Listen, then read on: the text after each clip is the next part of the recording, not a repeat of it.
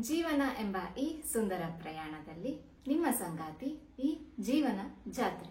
ಎಲ್ಲರಿಗೂ ನಮಸ್ಕಾರ. ವರಮಹಾಲಕ್ಷ್ಮಿ ಹಬ್ಬದ ಶುಭಾಶಯಗಳು.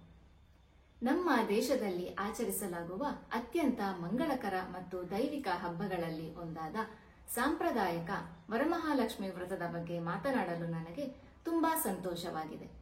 ಈ ಸುಂದರ ಹಬ್ಬವು ಸಂಪತ್ತು, ಸಮೃದ್ಧಿ ಮತ್ತು ಯೋಗಕ್ಷೇಮದ ದೇವತೆಯಾದ ಲಕ್ಷ್ಮೀ ದೇವಿಗೆ ಸಮರ್ಪಿತವಾಗಿದೆ.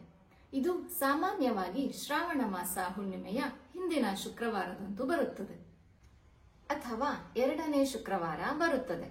ಇದನ್ನು ಅತ್ಯಂತ ಶುಭವೆಂದು ಪರಿಗಣಿಸಲಾಗುತ್ತದೆ.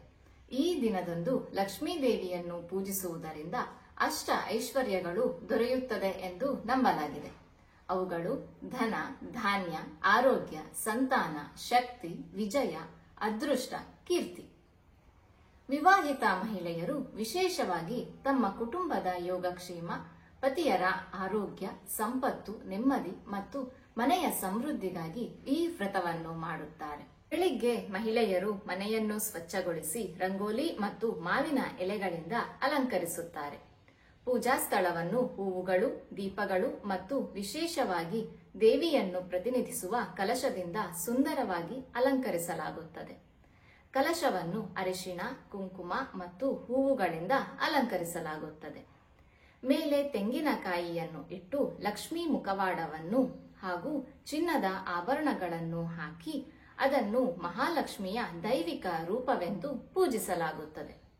ಈ ಸಾಂಪ್ರದಾಯಿಕ ಹಬ್ಬವು ಕೇವಲ ಭೌತಿಕ ಸಂಪತ್ತಿನ ಬಗ್ಗೆ ಅಲ್ಲ, ಇದು ಕೃತಜ್ಞತೆ, ಕುಟುಂಬ ಬಾಂಧವ್ಯ ಮತ್ತು ದೈವಿಕ ಆಶೀರ್ವಾದಗಳ ಬಗ್ಗೆ.